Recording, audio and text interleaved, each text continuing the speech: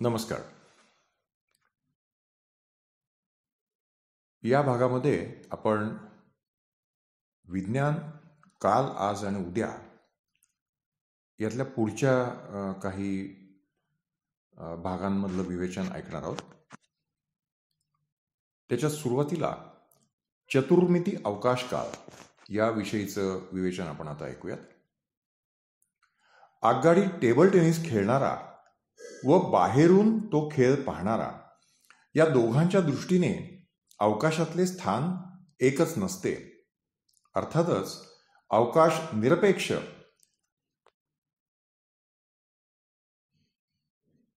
स्वयंसिद्ध आहे हे आपण पाहिले.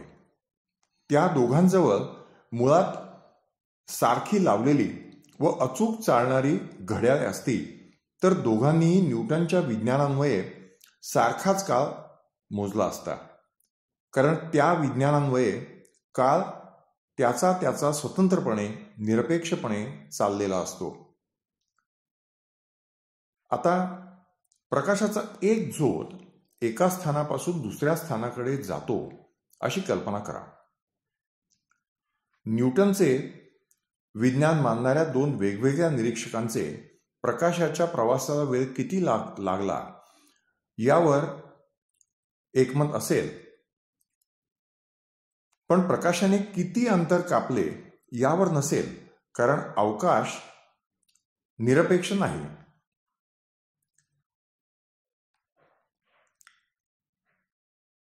आता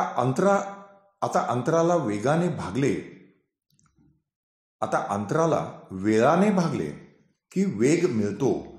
त्यामुळे ते दोघे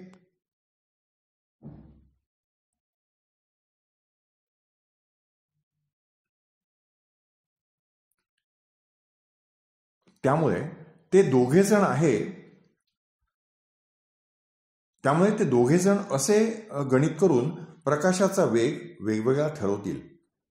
पण निरीक्षकांनी न्यूटनच्या विज्ञानाचा आणि त्यावरून निरीक्षकांनी न्यूटनच्या विज्ञानाचा त्याग करून आइन्स्टाईनचा सिद्धांत का स्वीकारायला पाहिजे ते आपण आता पाहिले पाहिजे. या सिद्धांतानुसार दोघांच्या गणिताचे उत्तर म्हणून प्रकाशाचा वेग हा सारखाच यायला पाहिजे. हे शक्य व्हायचे असेल तर एकच मार्ग आहे. अवकाश निरपेक्ष स्वयंसिद्ध नाही, त्याप्रमाणे काळही निरपेक्ष स्वयंसिद्ध नाही. प्रत्येक निरीक्षकानुसार तो वेगवेगळा चालतो असे त्यांनी मानले पाहिजे. आणि काळाचे असे सूत्र ठरवले पाहिजे की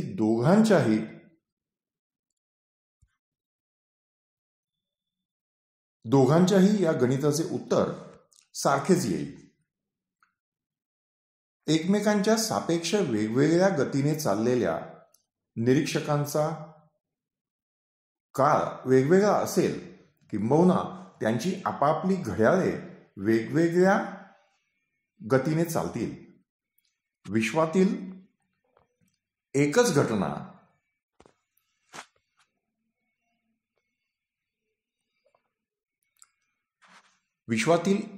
घटना त्यांच्या दृष्टीने वेगवेगळ्या स्थळी व वेगवेगळ्या वेळी घडलेली असेल.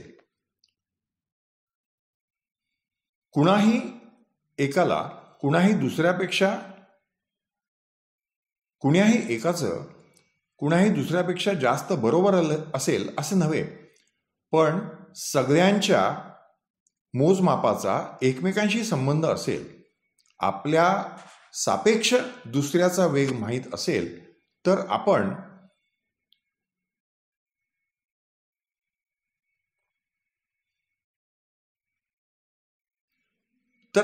घडत असलेली घटना त्याच्या दृष्टीने कोणत्या स्थळी व कोणत्या काळी घडत असेल ते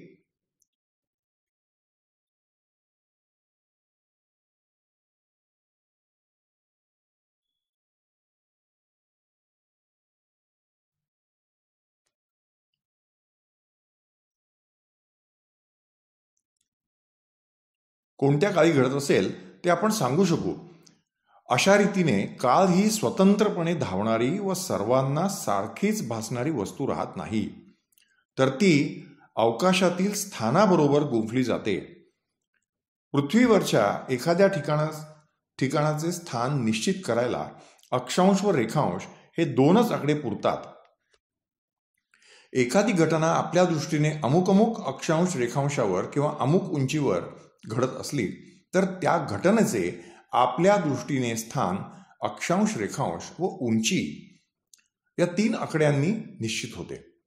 आपल्या दृष्टीने अमुक क्षणी ती घटना घडली तर आपल्या काळातील तिची जागा ठरते, परंतु आपल्या सापेक्ष कोणत्याही वेगाने जाणाऱ्या दुसऱ्या निरीक्षकाच्या दृष्टीने त्या घटनेचे स्थल व काल दोन्हीही वेगळी असतील,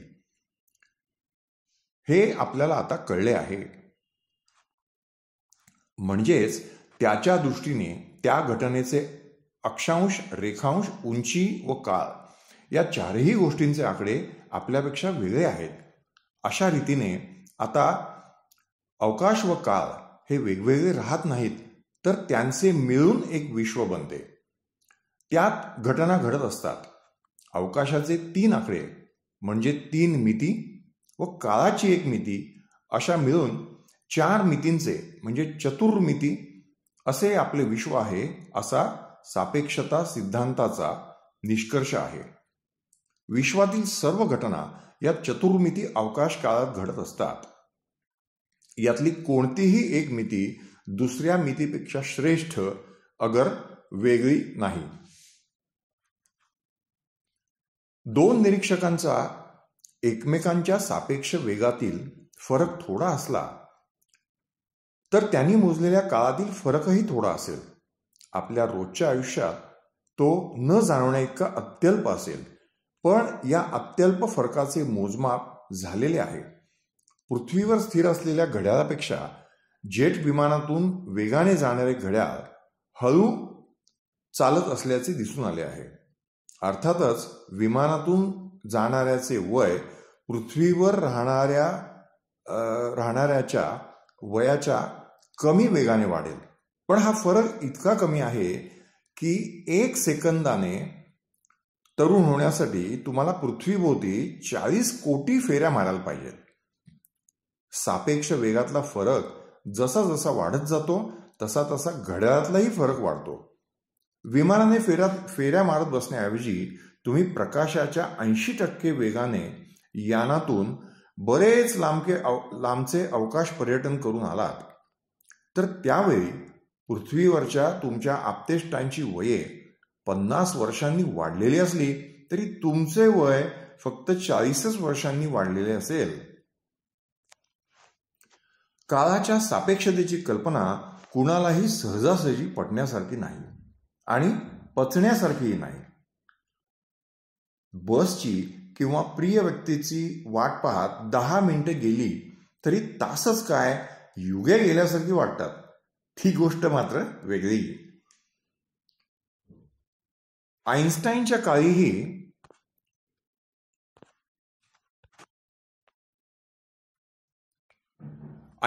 काळीही सामान्य माणसेच काय कित्येक शास्त्रज्ञही ती कल्पना स्वीकारायला तयार नव्हते. परंतु प्रकाशाच्या वेगाने अजून आपली याने जाऊ शकत नसली तरी जवळजवळ प्रकाशाच्या वेगाने मूल कणांना नेणारे कणत्वरक शास्त्रज्ञांनी तयार केलेले आहेत.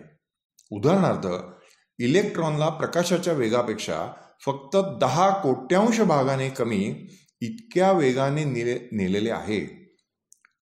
या वेगाने जाणाऱ्या इलेक्ट्रॉनचे वस्तुमान त्याच्या स्थित वस्तुमानाच्या 10,000 पट असते. कोण म्हणतो इलेक्ट्रॉनवर प्रयोग करता येत नाहीत?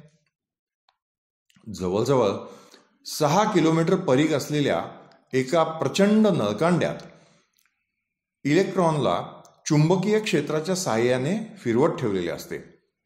सापेक्षतेच्या पूर्वीचे विज्ञान वापरले असते तर या चुंबकाची जेवढी शक्ती पाहिजे असे ठरले असते त्याच्या 10,000 पटींनी प्रत्यक्षात आवश्यक असते.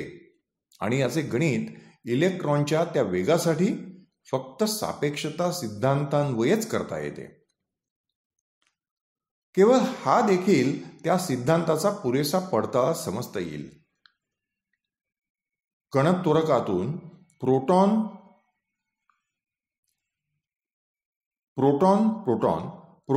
प्रतिप्रोटॉन अशा मूलकणांच्या प्रकाशाच्या जवळ जाणाऱ्या प्रचंड वेगाने टकरी घडवून आणून अणूच्या अंतरंगाविषयी महत्त्वाचे संशोधन झालेले आहे.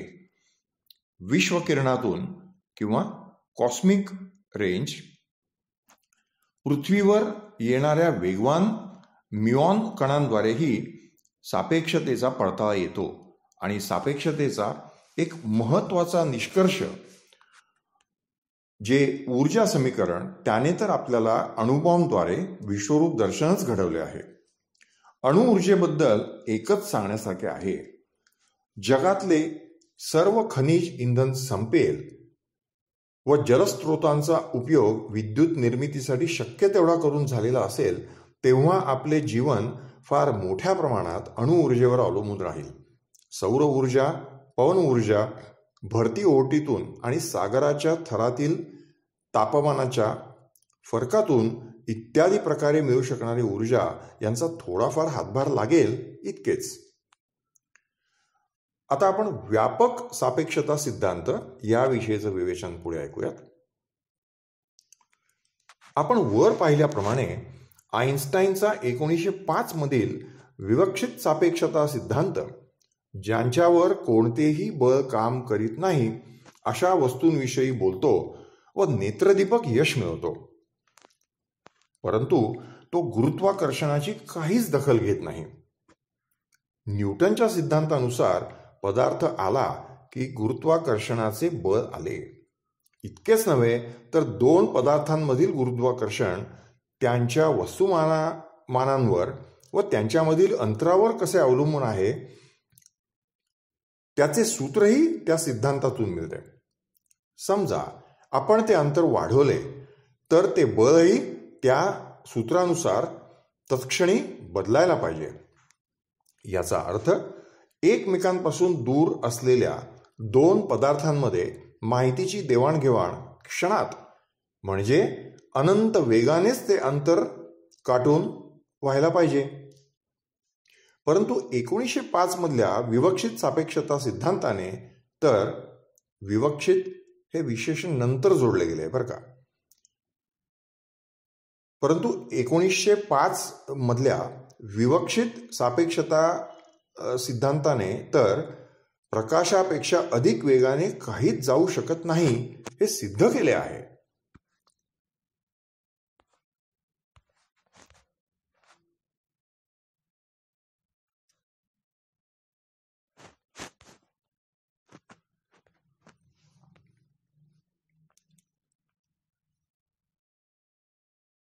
नंतरच्या काही वर्षात आइन्स्टाईनने गुरुत्वाकर्षणासंबंधीच्या या समस्यांवर तोडगा काढून गुरुत्वाकर्षणाशी सुसंगत असा सापेक्षता सिद्धांत मिळवण्यासाठी बरेच विफल प्रयत्न केले. अखेरीस 1915 मध्ये त्यांनी दुसरी क्रांतिकारक सूचना केली. गुरुत्वाकर्षण हे इतर बळांसारखे बळ नाही तर वस्तुमान अथवा ऊर्जा यांच्या अस्तित्वामुळे अवकाश काळात असलेल्या वक्रतेचा तो परिणाम आहे ही ती सूचना. या सिद्धांताला नंतर व्यापक सापेक्षता सिद्धांत हे नामाभिधान प्राप्त झाले. या सिद्धांतानुसार या चतुर्मिती अवकाश काळात सरळ रेषेने जात आहेत. या सिद्धांतानुसार ग्रह चतुर्मिती अवकाश काळात सरळ रेषेनेच जात आहेत, पण सूर्याच्या वस्तुमानामुळे अवकाश काळाला जी वक्रता आलेली आहे तिच्यामुळे ते आपल्याला त्रिमिती अवकाशात सूर्याभोवती लंबवर्तुळाकार कक्षात फिरताना दिसतात.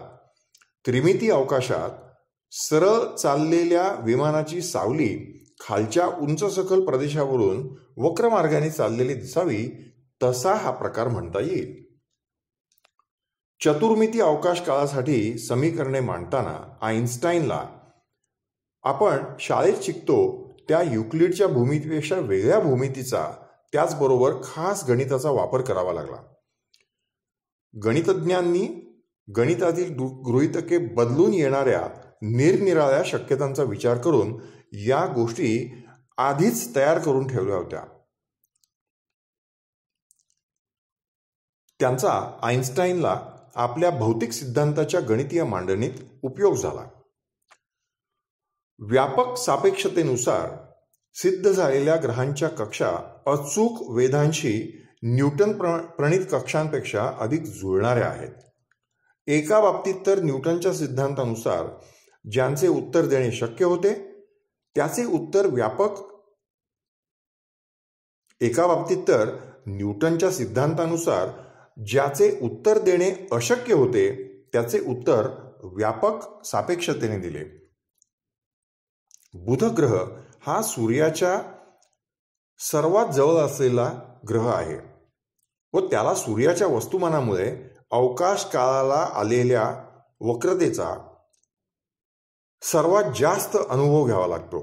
त्याची कक्षा हळूहळू कशी बदलते हे व्यापक सापेक्षतेने अचूक ठरवले. या गोष्टीचा उल्लेख आपण यापूर्वी केला आहे. दूरच्या ताऱ्याचा प्रकाश किरणही सूर्याजवळून येताना वाकलेला दिसला पाहिजे असे व्यापक सापेक्षतेचे भाकीत आहे. अचूक वेदांनी हे भाकीत खरे ठरवले आहे. सिद्धांतांच्या महत्वाच्या यशापैकी हे एक समजले जाते. व्यापक सापेक्षतेचे आणखी एक अद्भुत वाटणारे पण ज्याचा मोठा व्यावहारिक उपयोग आहे असे भाकीत आहे. ते म्हणजे पृथ्वीसारख्या मोठ्या वस्तुमानाच्या वस्तूजवळ काळ हळू चालला पाहिजे. एका उंच मनोऱ्याच्या तळाशी व शिखरावर अशी दोन अत्यंत अचूक वेळ दर्शवणारी घड्याळे ठेवून 1962 मध्ये यासाठी प्रयोग करण्यात आला. तळाजवळचे घड्याळ अर्थातच पृथ्वीच्या अधिक जवळ होते आणि नेमके सिद्धांताने भाकीत केल्यानुसार शिखरावरच्या घड्याळापेक्षा हळू चाललेले आढळले. मानवनिर्मित उपग्रहाकडून येणाऱ्या संदेशानुसार अचूक मार्गदर्शन करण्याचे काम करणाऱ्या यंत्रसामुग्रीने व्यापक सापेक्षतेकडे दुर्लक्ष केले तर अवकाशातील उपग्रहाचे स्थान आजमावण्यात कित्येक किलोमीटरची चूक होऊ शकते.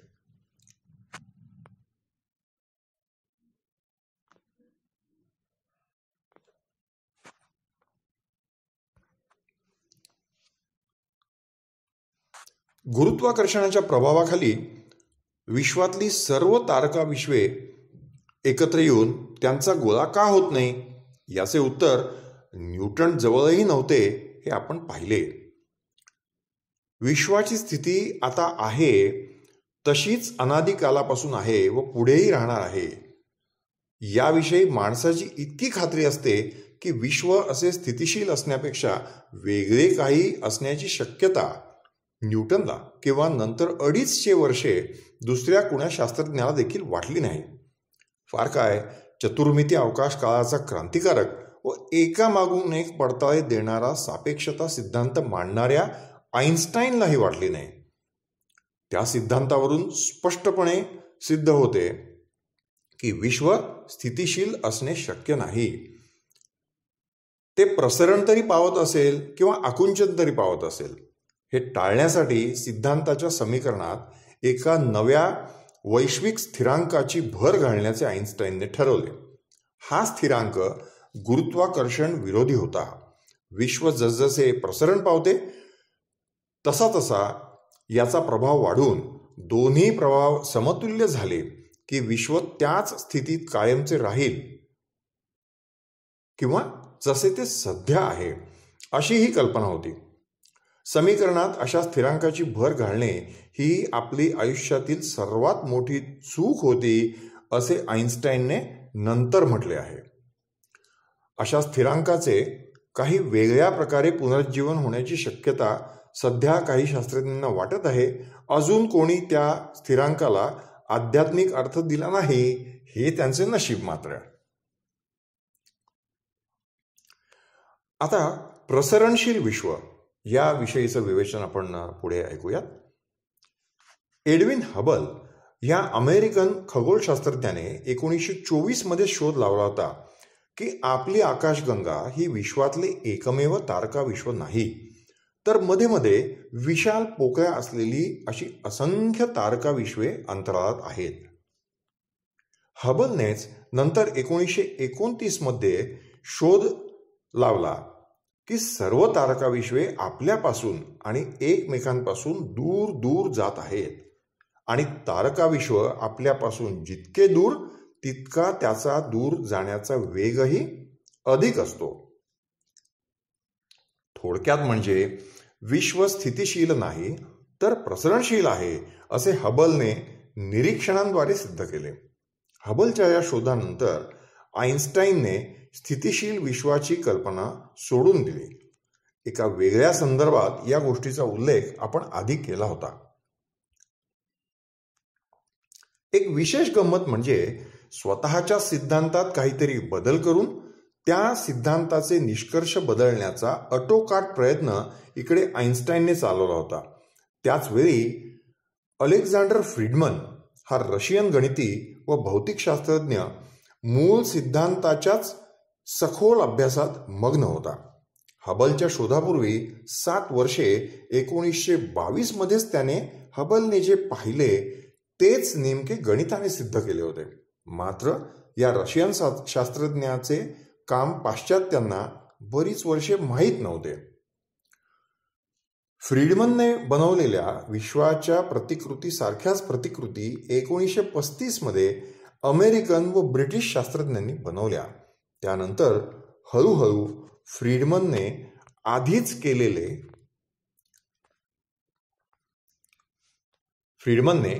केलेले काम उजेडात आले. फ्रीडमनच्या मूळ प्रतिकृतीनुसार विश्वाचा आकार शून्यातून वाढत वाढत अधिकतम होतो आणि नंतर कमी होत होत पुन्हा शून्यावर येतो. विश्वाचे अवकाश अनंत नाही, पण त्याला सीमाही नाहीत. हे कसं काय? तर फ्रीडमनचे विश्व पृथ्वीसारखे गोल आहे. पृथ्वीच्या पृष्ठभागावरून किंवा मध्ये येणाऱ्या डोंगर दऱ्यातून व सागरावरून एकाच दिशेने जात राहिलात तर देशांच्या मानवनिर्मित सीमांखेरीज दुसरी कोणतीही सीमा ओलांडायला न लागता तुम्ही परत पहिल्याच जागी येऊन पोचाल. विश्व प्रवासातही तसेच होईल. करून पाहायचे आहे, पण एकच अडचण आहे. शास्त्रज्ञ सांगतात की आपण पहिल्या ठिकाणी परत पोचण्यापूर्वीच विश्व शून्य झालेले असेल आणि हे टाळायचे असेल तर आपल्याला प्रकाशाच्या वेगापेक्षा जास्त वेगाने प्रवास केला पाहिजे. पण ते तर सापेक्षता सिद्धांतानेच अशक्य करून ठेवले आहे. त्या सिद्धांतातून निघालेल्या आणखीही 2 फ्रीडमन प्रतिकृती सारख्या प्रतिकृती आहेत.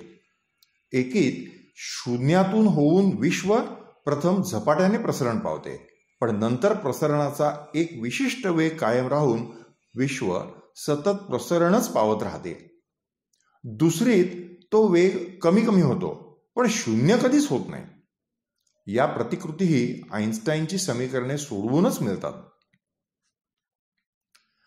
गणिती उत्तरे सगळी ठीक आहेत, पण आपले विश्व नेमके या तिन्हींपैकी कोणत्या प्रतिकृतीसारखे आहे? प्रसरणाचा सध्याचा वेग, विश्वाची घनता इत्यादींचा शक्य तेवढा निरीक्षणांद्वारे अभ्यास करून शास्त्रज्ञ सांगतात की विश्व बहुतेक कायमचे प्रसरण पावत राहील आणि जरी ते पुन्हा शून्यावर जाणार असले तरी त्या गोष्टीला अजून निदान 10 अब्ज वर्षे वेळ आहे. त्यापूर्वीच संपूर्ण सूर्यमाला विझून गेलेली असेल. त्यामुळे शक्य तेवढ्या लवकर निदान पुढच्या 5-7 अब्ज वर्षात आपण केवळ मंगळावर वगैरे नव्हे तर सूर्यमालेच्या बाहेर कुठेतरी वस्ती करणे आवश्यक आहे. नव्या घराचा विचार आपले उत्तराधिकारी करतीलच. सध्या तरी तिन्ही फ्रीडमन प्रतिकृती मधली एक समान गोष्ट वाचकांच्या लक्षात आली असेल. ती सर्व विश्वे शून्यातूनच सुरू होतात.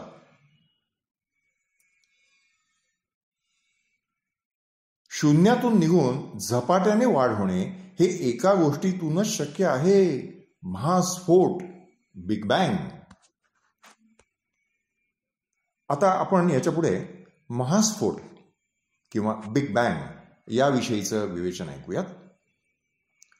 सुमारे 10 ते 20 अब्ज वर्षांपूर्वी कोणत्या तरी एकेकाळी सर्व तारका विश्वातले अंतर शून्य होते.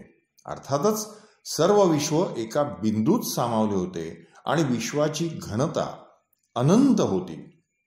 त्या बिंदूत महास्फोट होऊन तारका विश्वातले अंतर वाढत गेले व त्याला आजची स्थिती इतक्या अब्ज वर्षात हळूहळू प्राप्त होत गेली, असे हा सिद्धांत सांगतो. विश्वाची सुरुवात एका बिंदूपासून झाली असावी असा निष्कर्ष सापेक्षता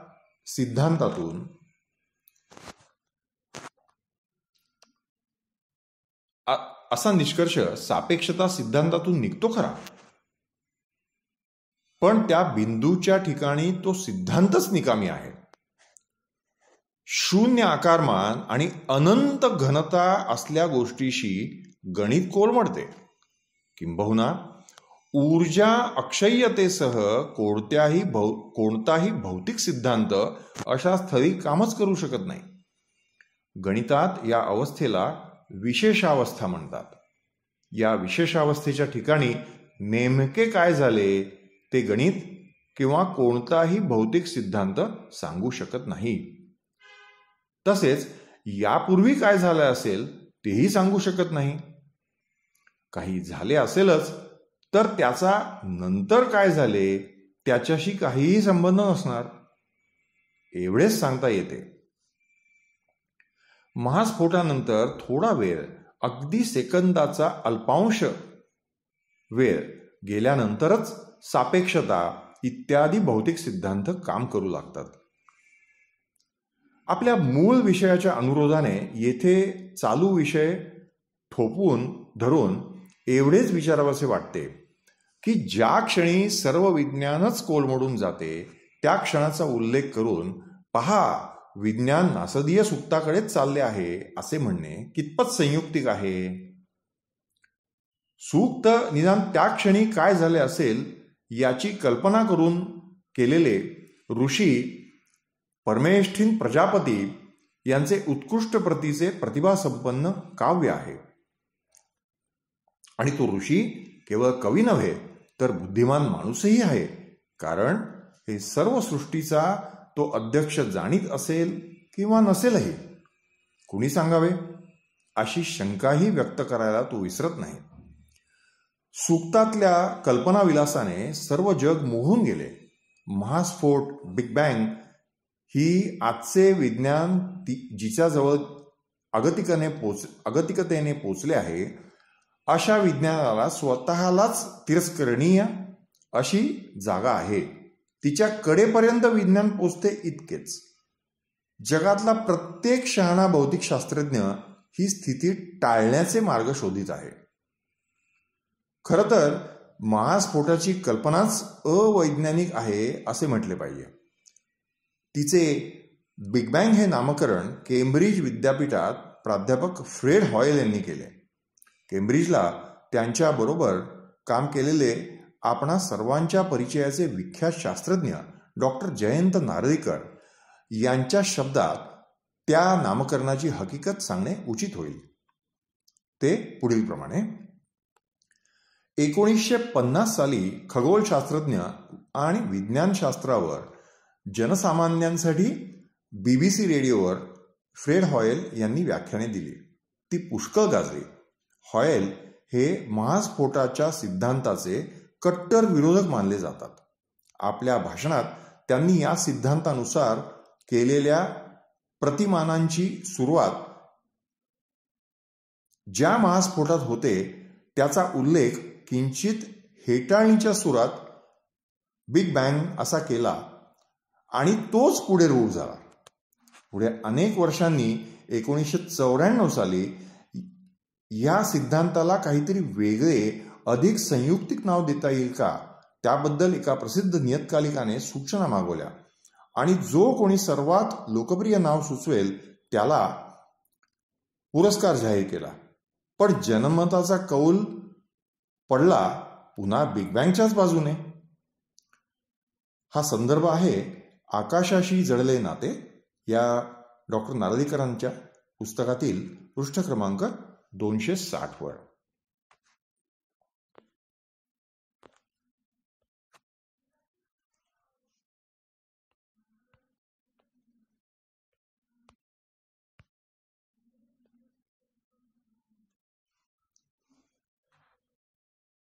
एवं गुण विशिष्ट महास्फोटाच्या सिद्धांताला नीट्सचा पर्याय विज्ञानाला अजून सापडलेला नाही. ही विज्ञानाची एक शोककथाच आहे खरी. गोष्ट सोपी नाही. सैद्धांतिक समस्यांचे मोठे मोठे पर्वत भोवती उभे आहेत. पण या शोककथेचाच उपयोग ज्या तऱ्हेने एका थोर आध्यात्मिक सिद्धांताला जोडून केला जातो ती मात्र शुद्ध अध्यात्माची मोठीच शोककथा आहे. महास्फोट सिद्धांताला पर्याय म्हणून बॉन्डी, गोल्ड आणि हॉयल यांनी 1948 मध्ये स्थिरस्थिती विश्वाचा सिद्धांत मांडला होता. या सिद्धांतानुसार विश्व अनादी व अनंत आहे. प्रसरणाबरोबरच त्यात पदार्थाचे सृजनही होत राहते. परंतु सृजन कुठे व कसे होते याची उत्तरे त्या सिद्धांतात नव्हती.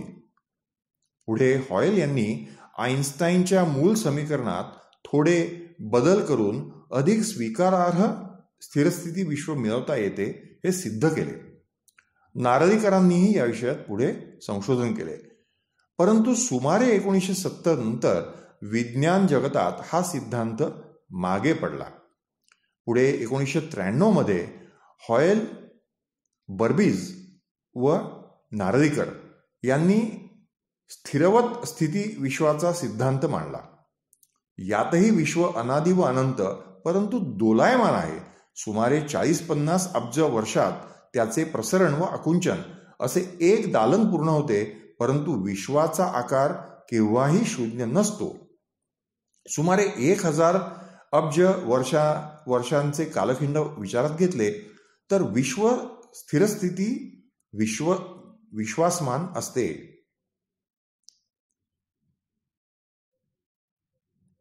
स्थिरवत स्थिती सिद्धांताच्या भाकितांची पडताळणी होत आहे. काही वैज्ञानिकांनी यापेक्षा वेगळे मार्ग चोखाळले. त्यातला एक पुढील विचारावर आधारित आहे. तो असा की उत्पत्तीपासून सेकंदाच्या अब्जांश इतक्या काळात विश्व ज्या सूक्ष्म आकारात होते त्या आकारासाठी पुंज सिद्धांताचा वापर करायला पाहिजे. त्या सिद्धांताची थोडी माहिती आता मिळवू. आपल्या प्राध्यापकांनी पुंजाचा उल्लेख केलेला वाचकांना आठवत असेल. पुंज सिद्धांत व नंतर लगेच अनिश्चितता तत्व यांची ओळख करून घेण्यापूर्वी सध्याच्या विषयासंदर्भात आणखी एक गोष्ट सांगण्यासारखी आहे. या दोन गोष्टींचा उपयोग करून अनादी व अनंत, कडा किंवा सीमा नसलेले आणि अगदी स्वयंपूर्ण असे विश्व मिळवण्याचे स्टीफन हॉकिंग यांचे प्रयत्न चालू आहेत. जगभरातल्या एकापेक्षा एक कर्तृत्ववान सैद्धांतिक भौतिकशास्त्रज्ञांचे प्रयत्न सफल होतील तेव्हा महास्फोटाची कायमची हकालपट्टी होईल हे नक्की. आता पुंज सिद्धांत याविषयीचं विवेचन आपण आता ऐकूयात. विज्ञानाला जे काही कळणे शक्य आहे ते सर्व कळले आहे असे 19व्या शतकाच्या अखेरीस सर्वांना वाटायला लागले होते. तोच रेले व जीन्स या दोघा ब्रिटिश शास्त्रज्ञांनी एक मोठा धक्का दिला. आपल्या जवळपास एखादी उष्ण वस्तू असली तर तिचा उष्णपणा आपल्याला जाणवतो तो तिच्यातून जे उष्णतेचे प्रारण होते ते आपल्यापर्यंत ते आपल्यापर्यंत पोहोचते. त्यामुळे उष्णता ही ऊर्जेचेच एक रूप आहे आणि ही ऊर्जा विद्युत चुंबकीय लहरींच्या स्वरूपात प्रवास करते. हे ज्ञान त्यावेळी होते. रेले व जीन्स यांनी त्यावेळी ठाऊक असलेले विज्ञानाचे नियम वापरून सिद्ध केले की ताऱ्यांसह सर्व उष्ण वस्तूंनी अनंत ऊर्जेचे उत्सर्जन केले पाहिजे. हा निष्कर्ष अर्थातच हास्यास्पद होता, पण त्यावेळी विज्ञानाजवळ त्याचे उत्तर नव्हते. मॅक्स प्लँक या जर्मन शास्त्रज्ञाने 1900 मध्ये सुचवले की प्रकाश, क्ष किरण इत्यादी लहरींचे प्रारण सतत स्वरूपात व कशाही कमी जास्त प्रमाणात होत नाही, तर एकेका स्वतंत्र गठ्ठ्यातून होते. या गठ्ठ्यांना त्याने पुंज किंवा क्वांटम हे नाव दिले. एका स्थानावरून एका सेकंदात किती लहरी जातात त्या आकड्याला लहरींची वारंवारिता किंवा फ्रिक्वेन्सी म्हणतात. लहरीच्या एका उच्चतम स्थानापासून शेजारच्या उच्चतम स्थानापर्यंतच्या किंवा नीचतम स्थानापासून नीचतम स्थानापर्यंतच्या अंतराला त्या लहरीची लांबी किंवा लहर लांबी म्हणतात. वारंवारिता जितकी जास्त म्हणजेच एका सेकंदात जितक्या जास्त लहरी जातील तितकी लहर लांबी कमी असणार हे उघड आहे. लहरीची ऊर्जा ही तिच्या वारंवारितेवर किंवा फ्रिक्वेन्सीवर अवलंबून असते. वारंवारिता जितकी जास्त तितकी ऊर्जा जास्त.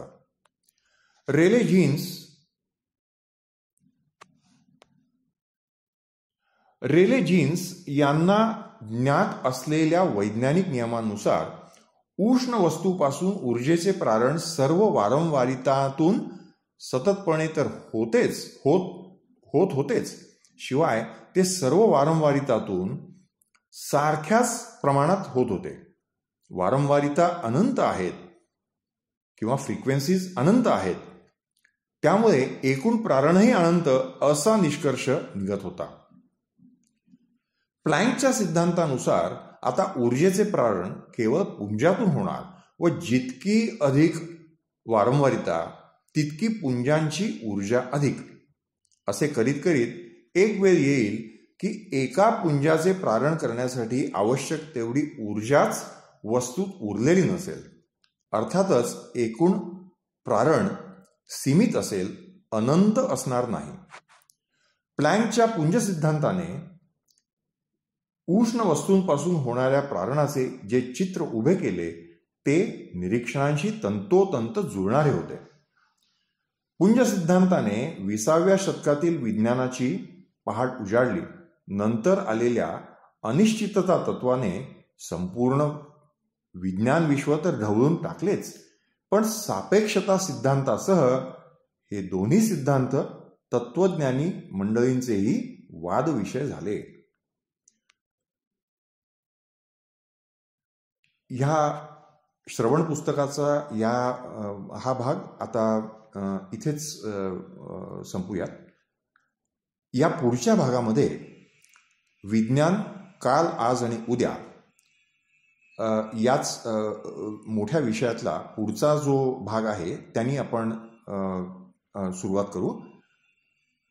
त्या भागात आपण सुरुवातीला ऐकणार आहोत अनिश्चिततेचे तत्व. धन्यवाद.